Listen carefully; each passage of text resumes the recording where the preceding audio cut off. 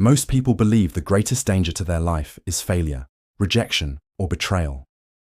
But the deeper danger rarely arrives from the outside. It forms quietly inside the personality you learn to show the world. Carl Jung called this the persona, the social face that helps you move through life without conflict, embarrassment, or exposure.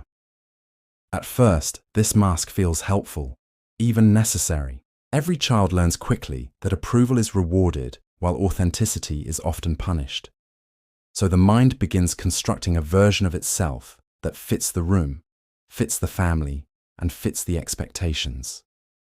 Slowly, the mask becomes more practiced than the person behind it. And the tragedy begins when the mask becomes so successful that the real self stops being invited into the room. Stay with me until the end of this exploration, because what we are about to uncover is not simply a psychological idea, but a recognition, a quiet realization that may suddenly explain years of confusion, strange emptiness, and patterns in your relationships. Moments when you looked at your own life and thought, "This feels like me, but not fully me." If this feels personal, do not turn away. Most people leave the moment truth begins to mirror their own experience. And that is exactly why the mask continues ruling their life unnoticed. If this is your first time here, welcome to Mindsterious. This is a place where we examine the hidden architecture of human behavior, not to judge it, but to understand it. Because once you understand the structure beneath your actions, your choices begin to change naturally. And if something in this conversation gives you language for something you have felt but never understood, stay with this work. Because awareness grows stronger the more often we train ourselves to see it. Carl Jung warned that the persona is not evil by itself. It is necessary because without a social mask, human life would be chaotic, raw, and constantly exposed. The problem begins when the persona becomes your identity instead of your tool. When the mask that was meant to help you navigate society begins dictating how you think, feel, and behave, even when no one is watching. This is when the authentic self slowly withdraws into the unconscious, like a quiet observer who no longer believes it is welcome in its own life. The danger of the persona is not that it hides you from others. The deeper danger is that it hides you from yourself. Every time you behave in a way that protects the mask rather than expresses the truth, the distance between the mask and the real self grows wider. Over time, that distance becomes a psychological fog. Your reactions feel automatic, your desires feel borrowed, and your life begins following scripts you never consciously chose. Phon Piseth describes this through the idea of survival masks, identities built not from authenticity, but from necessity. Roles people learn in order to survive emotionally within families, cultures, and social hierarchies. Once these roles prove effective, they become permanent features of personality, even when the original danger is long gone. Because the mind prefers familiar safety to uncertain freedom. One of the most common survival masks is the obedient shadow, the person who learns early that visibility attracts conflict, so they survive by becoming agreeable, polite, and accommodating. From the outside, this behavior looks admirable, even virtuous. But inside the obedient shadow lives with a constant tension between what they truly think and what they are willing to express. Another mask is the smiling silence, a personality that maintains harmony by absorbing discomfort without protest. Someone who smiles through tension, listens without challenging, and reassures others even while struggling inside. This mask often earns trust and affection, but it slowly erodes the individual's connection to anger, boundaries, and needs.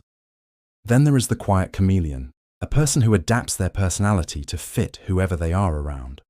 At first this looks like emotional intelligence, but over time it creates an identity crisis, because the person no longer knows which version of themselves is real.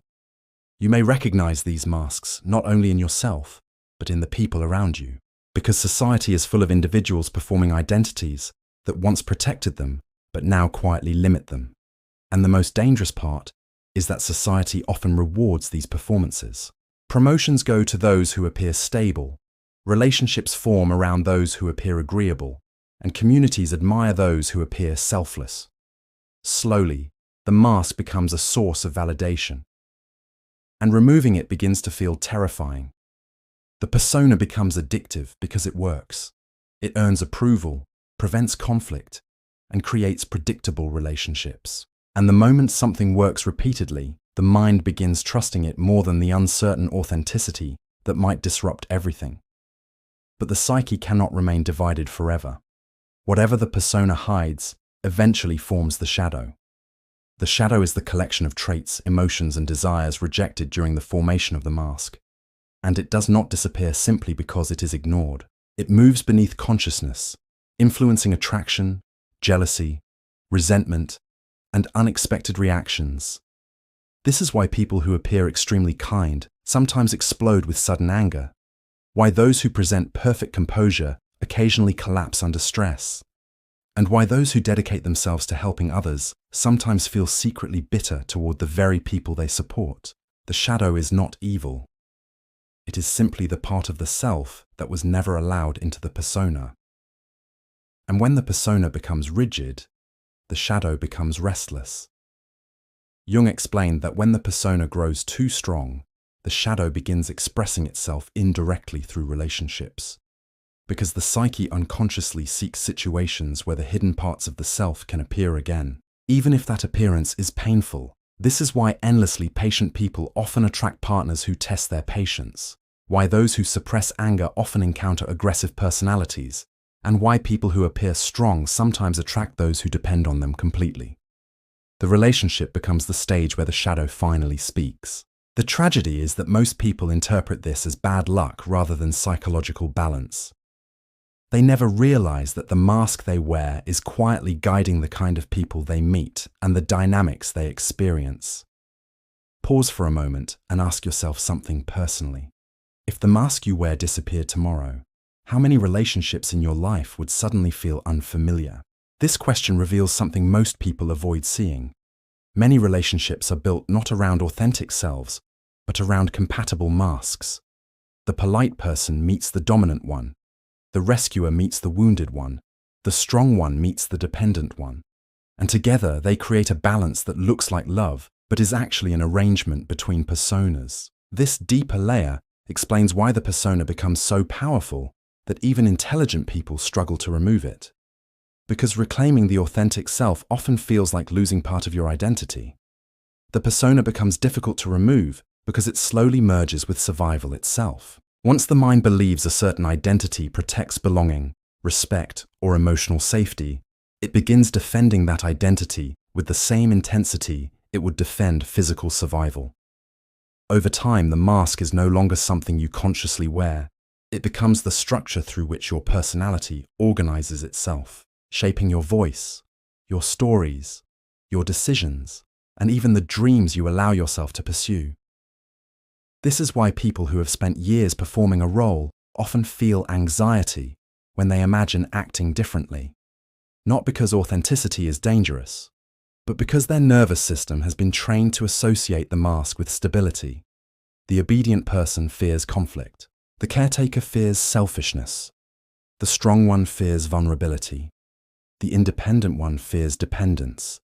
Each mask protects against a specific emotional memory that once felt overwhelming. Phon Piseth describes this as the identity lock, the stage where the survival mask becomes the individual's most trusted psychological strategy. The mind begins asking a silent question before every action. Will this preserve the identity that keeps me safe? If the answer is uncertain, the mask intervenes, and eventually a quiet realization arrives. You were never meant to become a better mask. You were meant to become a fuller version of the person behind it. The mask does not fall in one dramatic moment. It loosens gradually each time you choose awareness over performance, and the day you finally see it clearly is the day it stops deciding who you are.